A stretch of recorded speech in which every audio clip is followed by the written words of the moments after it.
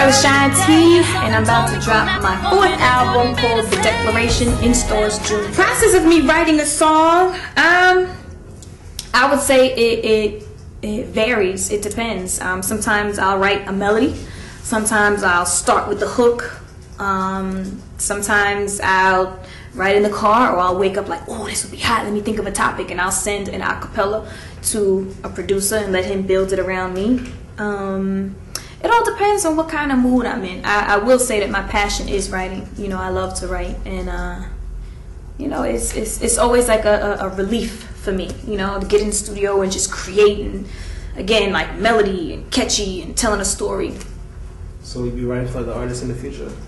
I definitely want to write for other artists. I've had the opportunity to write for a couple of great artists, and that has definitely been an honorable thing for me. You know, when you hear someone else singing your lyrics, like, oh, you know, so I definitely want to keep that up.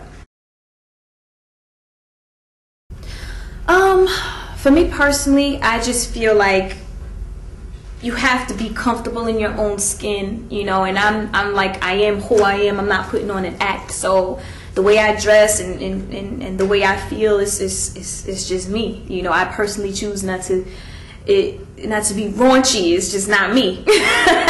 You know, I think it's very important to carry off your swagger and have class, you know, and because there's a lot of people out there, you know, that I guess do what's good for them. Me personally, I do what's good for me. Charity work, I always love to give back. I'm actually teaming up with the Girls and Boys Club of America. I'm doing this whole foundation thing with Cartier where we're donating like $75,000 to a bunch of different boys clubs, well, boys and girls clubs across the country. Again, my thing is about kids. I love kids, and just, you know, visiting and giving back, whether it's in a performance or a donation or, you know, whatever it is, speaking about the business and blah, blah, blah.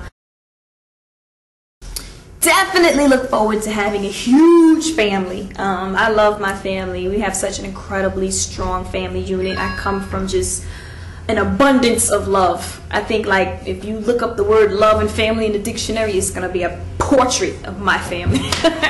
Nah, but I love family. I want to have a lot of kids. Are you planning to do that in the near future? No. No, not yet. No, I'm not trying to have any kids yet. You know, I gotta add a couple more zeros to that count. Are you currently working on a record label? You know what? I am working on my production team. My company is called Written Entertainment. Speaks for itself. I'm actually in talks with Universal about doing some stuff later on down the line, but I'm kind of focusing on my album right now, but I definitely want to develop that into something.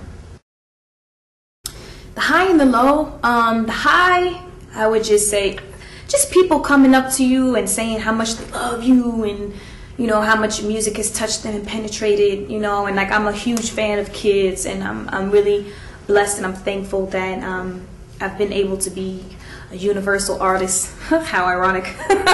You know, to appeal to little kids and to appeal to adults, you know, and not just really be stuck in one category.